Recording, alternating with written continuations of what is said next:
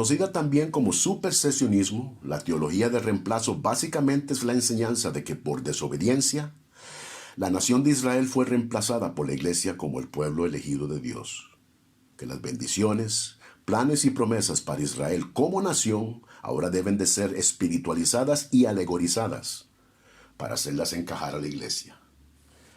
De acuerdo a esta doctrina, al ser sustituida por la iglesia, que es ahora el verdadero pueblo escogido de Dios, la nación de Israel pasó a ser como cualquier otra nación del planeta.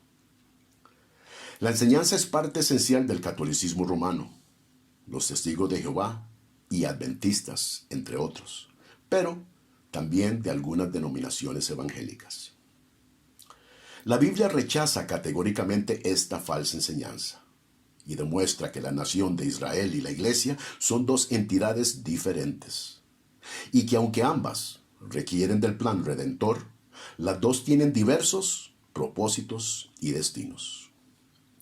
Estamos pasando por un momento en la historia donde el antisemitismo viene en auge.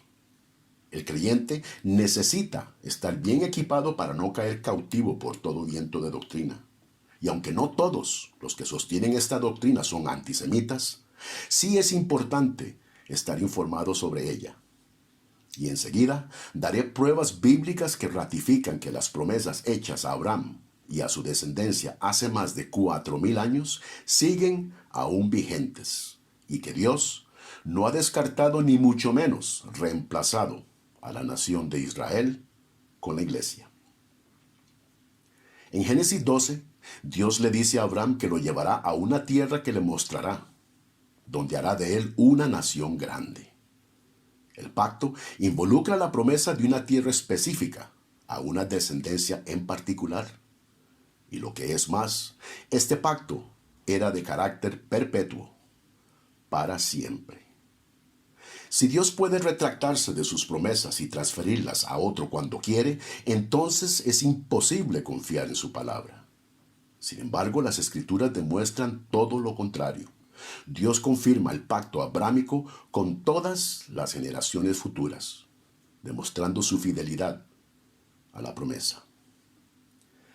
El Salmo 105 nos dice que Dios se acordó para siempre de su pacto, de la palabra que mandó para 1000 generaciones, la cual concertó con Abraham, Isaac, Jacob e Israel por pacto perpetuo, diciendo: a ti te daré la tierra de Canaán como porción de vuestra heredad.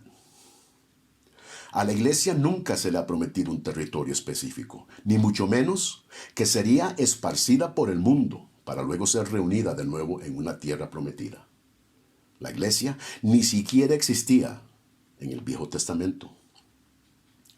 Por casi 2000 años fue difícil interpretar las profecías de Israel en la Biblia como si fuera una nación étnica con identidad nacional y presencia física. Pero todo eso cambió en 1948. Cuando Israel regresó a su suelo y se convirtió en nación otra vez. Y ahora, cuando la Biblia hace mención de Israel, sabemos indudablemente que se refiere a esta nación y no un reemplazo. El supersesionismo encuentra peor suerte cuando llegamos a las páginas del Nuevo Testamento. Antes de ascender al cielo, los discípulos le preguntan a Jesús: ¿restaurarás el reino a Israel en este tiempo?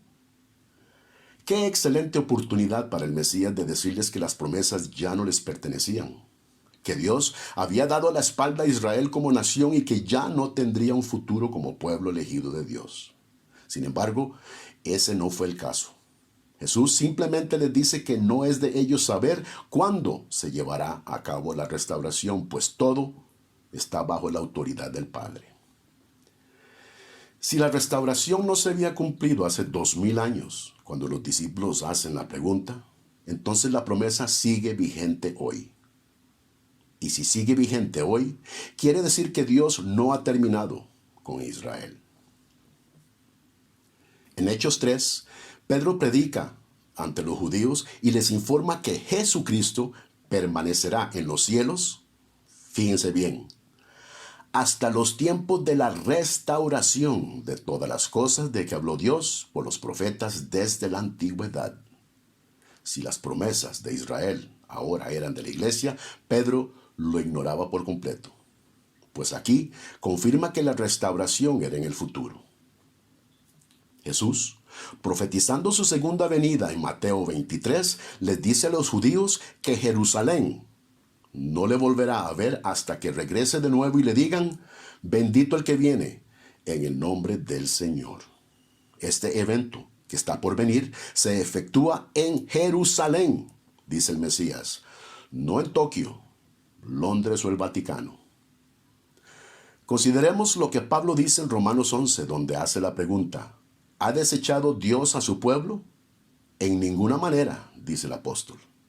Pablo asegura que aunque la mayoría de la nación se halla en rebeldía en cuanto al Evangelio, también era cierto que existía un pequeño remanente de creyentes, entre los cuales estaba el mismo Pablo. Y que gracias a la rebeldía de la nación israelita, el Evangelio se había ahora predicado entre los gentiles.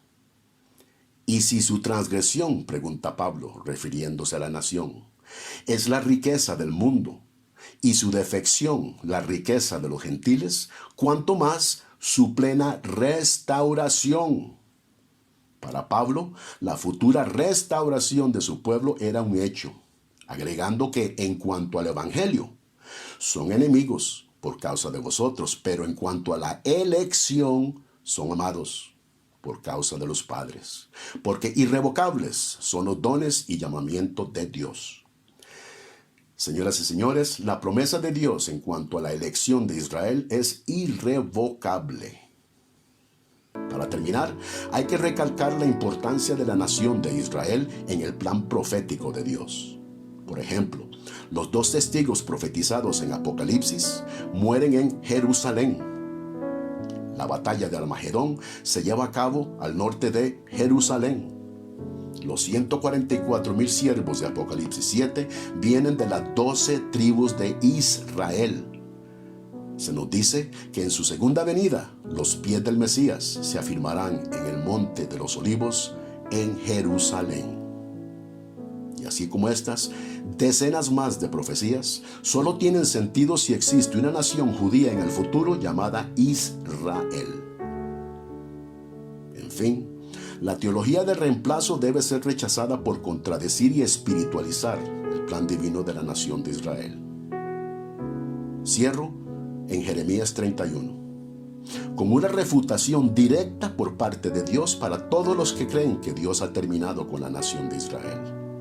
Aquí dice: así ha dicho Jehová, que da el sol para luz del día, las leyes de la luna y de las estrellas para luz de la noche, que parte el mar y braman sus ondas.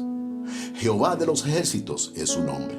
Y fíjese bien aquí en el verso 36.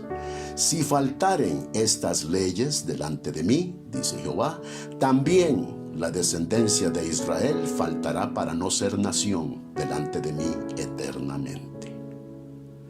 No hay escape del significado. Dios mismo, como quien dice, apuesta su reputación en las promesas de Israel. Por eso, la existencia misma de la nación de Israel hoy es prueba de la fidelidad de Dios a su palabra. Fue Dios quien estableció la nación de Israel. Fue Dios quien la restauró en 1948. Y Dios no ha terminado con ella. Gracias por escuchar a Logos, Ética, Evidencias y Razones. Les damos la bienvenida y les instamos a dar me gusta al video y suscribirse a nuestro canal. De parte de Leer, de nuevo les damos las gracias.